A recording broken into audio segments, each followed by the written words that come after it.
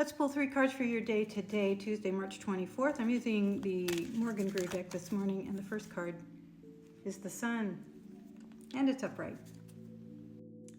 Well, it looks like you must be doing something right because the Sun is nothing but good stuff. We've got harmony, light.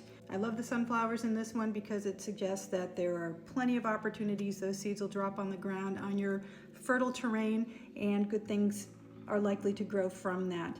And I also like the little enclosure in the background here because it suggests that you're protected. You have your sanctuary in place. I mean, this card, I think of all the cards in this deck, just says God's in his heaven and all's right with the world. So let's see what the next 2 cards have to tell us.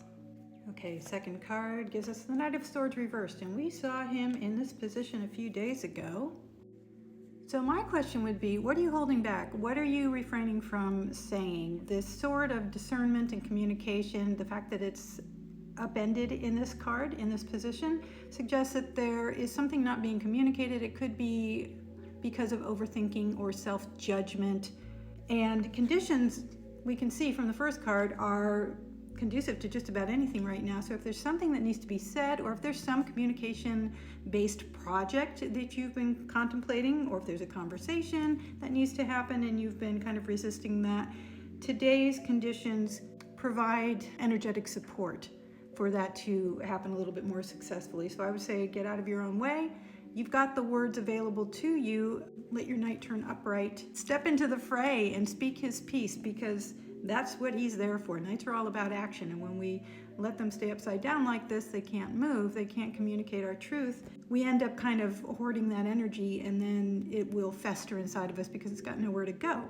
Energy is meant to move. That's the basis of everything that exists. So if you're stifling something, if you're stifling your own voice, your own speech, or if there's something that's calling to you and you're worried, you're judging yourself thinking, I can't possibly be the vessel for this communication, then today might be the day to reconsider that, because everything else should be pretty calm, peaceful, settled.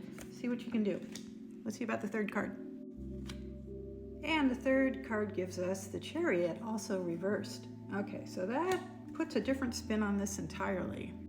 So I'm going to modify my advice a little bit based on this third card, because when the Chariot is upright, then this king is totally in control of his forward momentum. He's got the reins. He knows how to wield his energy with absolute skill and mastery. But when it is inverted like this, then something is off. There's this danger of impulsive forward motion. There's a danger of letting the horses get a little out of control. So kind of moving forward without enough forethought. And so combined with the reverse Knight of Swords, I'm going to rescind what I said about speaking your truth. I still think that needs to happen. I still think the conditions are favorable. But I think you need to be careful that you've thought the whole thing through before you go ahead with it. So it's not that you don't have the capacity, the language skills, the mastery of communication to be able to do this successfully. It's just that the underlying basis, I think, of this conversation that needs to be had, or this project that you're thinking about bringing forth, might be faulty, right? So it's not that the skills are not there. It's not that the truth doesn't need to come forward. It's that when it comes forward, it needs to be accurate. It needs to be based on truth and not on some kind of a narrative that's skewed, or I have the word propaganda coming into my mind. Sometimes we can be convinced that reality is a certain way, and then when we frame our experience through that faulty version of reality, we make decisions that are not in our best interest or are not in the best interest of the people around me. So I think the situation needs to be assessed a little bit further, even though, like I said, conditions are ripe for this. But let's make sure we're not operating from false assumptions.